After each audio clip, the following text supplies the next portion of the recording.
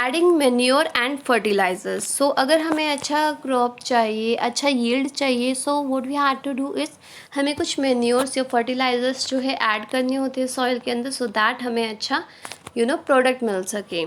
The substances which are added to the soil in the form of a nutrient for the healthy growth of the plant are known as the manure or the fertilizers। तो वो substance जो कि हम soil के अंदर add करते हैं nutrients की फॉर्म में, ताकि हमें क्या मिल सके, एक हेल्थी ग्रोथ मिल सके प्लांट्स का, तो उन्हीं चीज़ों को हम क्या बोलते हैं, that is known as the manure और the fertilizers. Soil supplies minerals nutrient to the crop plants. अब जो सॉइल है वो क्या करती है, जो आपके मिनरल न्यूट्रिएंट्स होते हैं वो क्रॉप प्लांट्स तक पहुंचाती है। जैसे कि we are aware about it कि अगर सॉइल के अंदर आपका क्या है, न्यूट्रिएंट्स है, तो आपका जो यहाँ पर प्लांट आपका ग्रो कर रहा है वो क्या करेगा, यहाँ से एब्जॉर्व करेगा, सॉइल में से सारे न्यूट्रिएंट जो है वो एब्जॉर्व करके ले लेगा। And in a certain areas farmers grow crop after crop in the same field. But कुछ केसेस में क्या होता है कि फार्मर्स जो है उनका फील्ड इतना ज़्यादा बिजी होता है कि वो वन आफ्टर द वन क्या करते हैं, कभी कोई क्रॉप बो लिया, कभी कोई क्रॉप बो लिया, तो जिसकी वजह से क्या होता है, उस सॉइल का जो न्यूट्रिएंट वैल्यू होता है ना वो कम हो जाता है। And the field is never left uncultivated और the fallow. So what will happen, उसकी वजह से क्या होगा कि अगर आप कभी सीड को मतलब सॉइल को जो है फ्री छोड़ोगे ही नहीं, आप उसमें कुछ ना कुछ ग्रो कराते रहोगे, सो व्हाट विल हैपन, उसके पास जितना न्यूट्रिएंट है वो उसके पास ख़त्म हो जाएगा। सो बिकॉज रेस्ट हर किसी को चाहिए, तो अगर आप सॉइल को रेस्ट नहीं दोगे, सो व्हाट विल हैपन, आपका जो यील्ड है वो अच्छा नहीं आएगा। And imagine what happens to the nutrients, that is why उसके न्यूट्रिएंट जो है वो कम हो जाते हैं। Continuous cultivation of a crops makes the soil poor in a nutrient. तो अगर आप जो कॉन्टिन्यूस कल्टिवेशन करते हो क्रॉप की, तो उससे क्या होगा, आपका सॉइल का जो न्यूट्रिएंट वैल्यू होता है वो ख़राब हो जाएगी। Farmers have to add a manure to the field to replenish the soil with the nutrient। और that is why farmers को क्या करना होता है, उनको कुछ ऐड करने पड़ते हैं, मैन्योर्स डालने पड़ते हैं फील्ड के अंदर, ताकि वो जो सॉइल है वो न्यूट्रिएंट वैल्यू में वापस से रिप्लेनिश कर सके, मतलब रिवाइव कर सके। And this process is called as the manuring। improper और insufficient manuring result in a weak plant। और इसी प्रोसेस को जिसमें कि आप क्या करते हो, आप एड ऑन करते हो मिनरल्स को या मिनरल न्यूट्रिएंट्स को, तो उसी ही हम क्या कहते हैं, मैन्योरिंग कहते हैं। But sometime what happen, insufficient manuring है या इम्प्रॉपर, मतलब या तो आपने बहुत ज़्यादा डाल दिया या फिर आपने बहुत कम डाला है, सो उससे क्या होगा, आपके वीक प्लांट्स होंगे, मतलब आपका जो प्लांट है वो अच्छी ग्रोथ नहीं करेगा, वो वीक प्लांट्स होएंगे, जिसकी वजह से आपको नुकसान भी उठाना पड़ सकता है। So manure is an organic substance obtained from the decomposition of the plant or the animal waste। अगर हमने बात की है कि हम क्या करते हैं, हम मैन्योर्स को ऐड करते हैं सॉइल के अंदर, तो मैन्योर है क्या चीज़, सो मैन्योर जो है these were the organic substance. तो ये ऑर्गेनिक सब्सटेंस होती है जो कि जो प्लांट है और एनिमल वेस्ट होता है, मतलब जो काउ डंग होता है या फिर एनिमल वेस्ट होता है या प्लांट वेस्ट होता है, जैसे कि जो सीड्स वगैरह गिर जाते हैं, लीव्स वगैरह गिर जाती है, सो व्हाट विल हैपन, जब वो डिकम्पोज हो जाता है, वो सड़ जाता है एक तरीके से, तो it will be converted into a manure. So वो मैन्योर जो है जब हम फील्ड के अंदर डालते हैं तो वो न्यूट्रिएंट लेवल को वापस से रिप्लेनिश कर देता है। Farmers dump plant and animal waste in a pits at an open place and allow it to decompose। So farmers क्या करते हैं for to making a manure, वो क्या करते हैं, एक small pit बना देते हैं, मतलब गड्ढा खोद देते हैं, और उसके अंदर जो भी plants का waste होता है या फिर जो भी एनिमल काउ डंग या जो भी वेस्टेज होता है वो उसको उसमें डाल देते हैं ओपन में। एंड आफ्टर दैट वो क्या करते हैं, उसको डिकम्पोज होने के लिए वो छोड़ देते हैं, और डिकम्पोजर्स जो होते हैं वो उसको डिकम्पोज करते हैं। और decomposition is caused by the some micro organism and we are aware about it. जो डिकम्पोजर्स होते हैं वो माइक्रो ऑर्गेनिजम्स होते हैं, और उनका वर्क क्या होता है कि वो जो आपका डिकम्पोज मैटर होता है उसको एज अ ऑर्गेनिक मैन्योर की तरह वो यूज़ करते हैं। So you have already learn about the worming compositing in the class 6। So class 6 में आपने वर्मिंग कंपोजिटिंग के बारे में ऑलरेडी पढ़ा है, so this is same as that. Now so here is an activity, take a moong और a gram seed. आपको मूंग की दाल या फिर ग्राम सीड्स लेनी है और उनको जर्मिनेट कराना है, मतलब उनको उगाना है। Select 3 equal size seedlings and take 3 empty glasses और सिमिलर वेसल्स। तो आप यहाँ पर देख सकते हो कि यहाँ पर क्या है, यहाँ पर 3 वेसल्स मतलब 3 कप्स लिए हुए हैं, ग्लासेस लिए हैं और इसमें इन्होंने सॉइल ऐड किया है और उसके बाद इन्होंने सेम साइज़ की सीडलिंग्स ली है, या तो मूंग की या फिर ग्राम सीड्स की। तो अगर मतलब एक में आपने 10 सीड्स लगाई है तो दूसरे में भी 10 होगा, थर्ड में भी 10 होगा। आफ्टर दैट आपने लेबल कर दिया ABC टू ग्लास ए। तो आप ए में क्या करोगे, add little amount of a soil mixed with a little cow dung manure. So आपको ए में क्या करना है, आपको सॉइल जो है उसे थोड़े से काउ डंग जो होता है, गाय का जो गोबर होता है, उसके साथ मिक्सअप करना है और उसे डाल देना है। आफ्टर दैट अगर हम ग्लास बी की बात करते हैं तो इस ग्लास में क्या होगा, you have to add the same amount of a soil mixed with the little urea. कि आपको इसमें सॉइल के साथ क्या मिक्सअप करना है, यूरिया को मिक्स करना है और उसके बाद आपको सीड जो है अपने जर्मिनेट कराने हैं।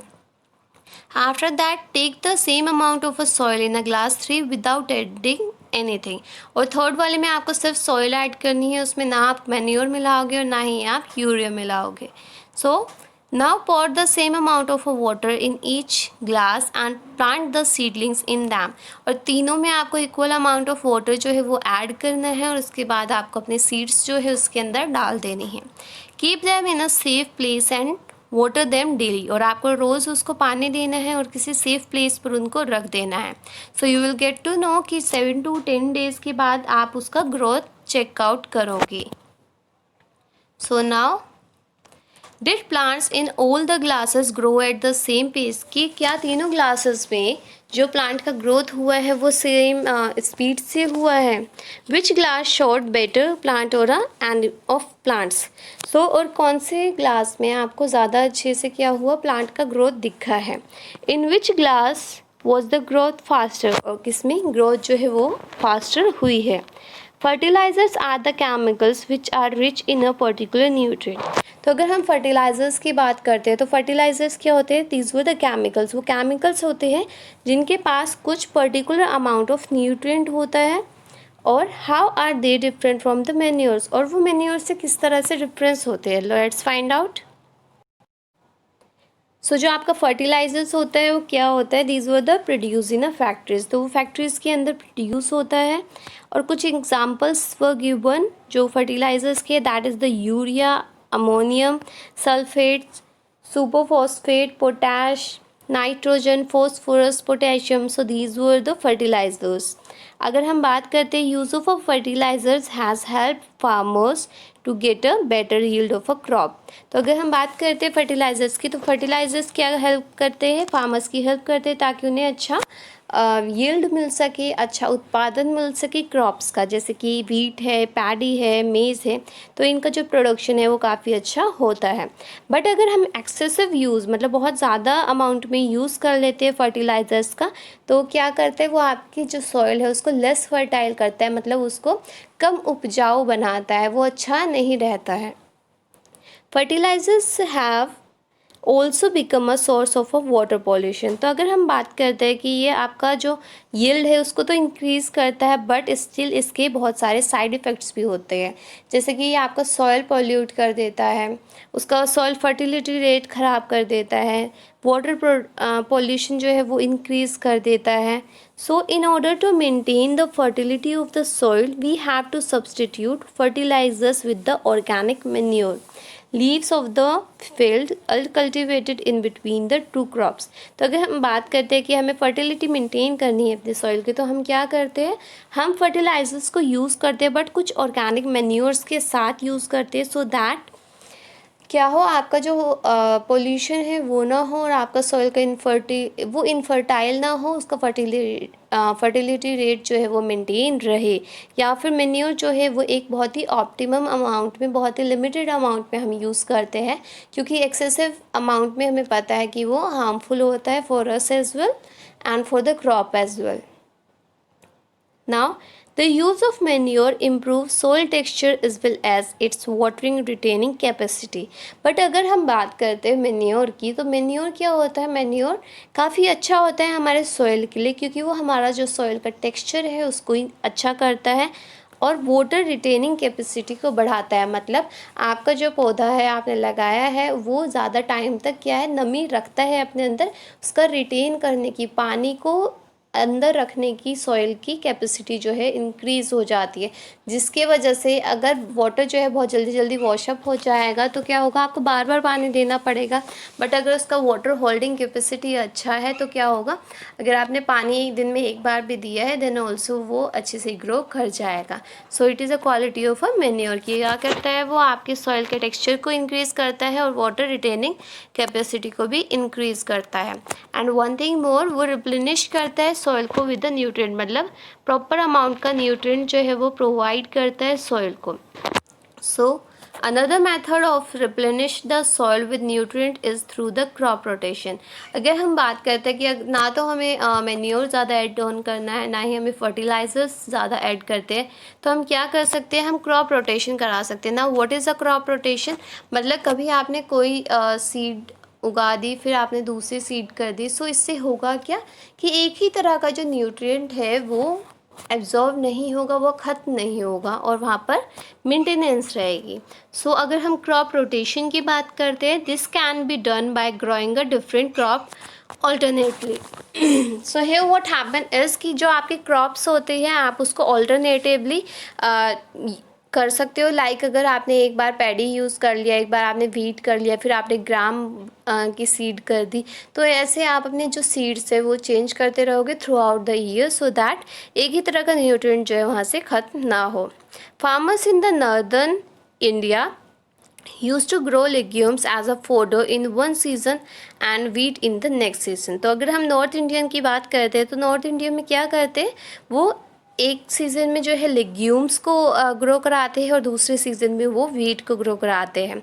सो इससे होता क्या है, आपका जो सॉइल है उसका रिप्लेनिशमेंट हो जाता है, वो ख़राब नहीं होता है, तो आपका सॉइल में जो है नाइट्रोजन एक अच्छे अमाउंट में रह जाता है। Farmers are been encourage to adopt this practice, और फार्मर्स को इनकरेज किया जाता है कि वो इस प्रैक्टिस को अपनाएं। And in the previous class you have learn about the rhizobium bacteria, और आप ऑलरेडी राइजोबियम बैक्टीरिया के बारे में ऑलरेडी पढ़ चुके हो, that these are present in the nodule of the root of the leguminous plants, कि ये जो आपके राइजोबियम बैक्टीरियाज होते हैं ये कहाँ पर प्रेजेंट होते हैं, जो लेग्यूमिनियस आपके प्लांट्स होते हैं उसके रूट्स के नोड्यूल्स में ये प्रेजेंट होते हैं। And they fix the atmospheric nitrogen, और इनका वर्क होता है कि ये जो आपका एटमॉस्फेयर का नाइट्रोजन फिक्सेशन को वर्क करते हैं। Now the difference between the fertilizers and the manures. Fertilizers जो है ये मैन मेड होता है, इनऑर्गेनिक सॉल्ट होता है। अगर हम मैन्योर्स की बात करते हैं तो ये एक नेचुरल सब्सटेंस होता है जो हमें कहाँ से मिलता है, जो हमें डिकम्पोजिशन से मिलता है ऑफ अ कैटल डंग या फिर प्लांट रेजिड्यू। जो प्लांट्स आपके प्लांट के पत्ती फूल जो चीज़ें सड़ जाती है वो यूज़ करते हैं, या फिर जो काव डंग वगैरह होता है, जो एनिमल डंग होता है, आप उसकी यूज़ से मैन्योर फॉर्म करते हैं। तो मैन्योर जो है ये नेचुरल सब्सटेंस है और फर्टिलाइज़र आपका मैन मेड होता है। After that the second one is fertilizer is prepared by the factories. Fertilizers जो होते हैं वो ज़्यादातर फैक्ट्रीज़ में क्या होते हैं, बनते हैं। वाइल अगर हम मैन्योर की बात करते हैं तो ये फील्ड्स में ही बन जाते हैं। आप कोई भी ओपन पिट जो है वो ओपन कर सकते हो, कहीं पर भी गड्ढा करके आप क्या कर सकते हो, अपना खुद का मैन्योर फॉर्म कर सकते हो। So it is a farmers task basically. So आपको यहाँ पर पे भी नहीं करना पड़ता है मैन्योर फॉर्मेशन में। तो fertilizers does not provide any humus to the soil. जो फर्टिलाइज़र्स है वो क्या करते हैं, वो ह्यूमस प्रोवाइड नहीं करते हैं सॉइल के अंदर। वाइल अगर हम मैन्योर की बात करते हैं तो ये लॉट ऑफ ह्यूमस देते हैं सॉइल को, जो कि बहुत ज़्यादा अच्छा होता है। वो रिप्लेनिश कर देता है न्यूट्रिएंट वैल्यू को आपकी सॉइल की, और उसका जो वाटर होल्डिंग कैपेसिटी है उसको भी इंक्रीज़ कर देता है, जिसकी वजह से आपका जो प्लांट है वो अच्छे से ग्रो कर पाता है और हाई यील्डिंग भी देता है without creating any kind of a pollution basically. After that the fourth one is fertilizers are very rich in plant nutrient। जो fertilizers होते हैं वो काफ़ी रिच होते हैं, काफ़ी रिच अमाउंट में होते हैं प्लांट न्यूट्रिएंट में, जैसे कि नाइट्रोजन है, फास्फोरस है, पोटेशियम है। बल्कि अगर हम मैन्योर की बात करते हैं, so manure is relatively less rich in plant nutrient. तो मैन्योर जो है वो इतना ज़्यादा रिच नहीं होते हैं प्लांट न्यूट्रिएंट में comparatively toward fertilizers, because they are made in the factories. So table 1.1 gives the difference between the fertilizers and manures. तो हमने देखा है कि यहाँ पर हमें क्या दे रखा है, फर्टिलाइजर्स और मैन्योर्स के बीच में डिफरेंसेस दे रखा है। एडवांटेजेस ऑफ मैन्योर, तो अगर हम मैन्योर्स की जो है वो क्या करते हैं, एडवांटेजेस देखते हैं, उनकी खासियत देखते हैं। तो organic manure is consider a better than the fertilizers. तो जो ऑर्गेनिक मैन्योर्स होता है वो अच्छा माना जाता है फर्टिलाइजर्स से। This is because it enhances the water holding capacity of the soil. और ऐसा क्यों है, क्योंकि वो क्या करता है, वो वाटर होल्डिंग कैपेसिटी जो आपकी सॉइल की है वो इंक्रीज़ कर देता है, बढ़ा देता है। And this makes the soil porous due to which exchange of gases become easy. और ये आपकी सॉइल को पोरस बना देता है, जिसकी वजह से क्या होता है, एक्सचेंज ऑफ गैस जो है वो आराम से हो पाती है, जिसकी वजह से इंक्रीज़ हो जाता है नंबर ऑफ़ फ्रेंडली माइक्रोब्स। मतलब बहुत तरह की माइक्रोब्स जो है वो सॉइल में ग्रो कर जाते हैं और आपका इम्प्रूव कर देते हैं, जो सॉइल का टेक्सचर होता है उसको इम्प्रूव करते हैं, जिससे कि आपका फर्टिलिटी भी अच्छा हो जाता है।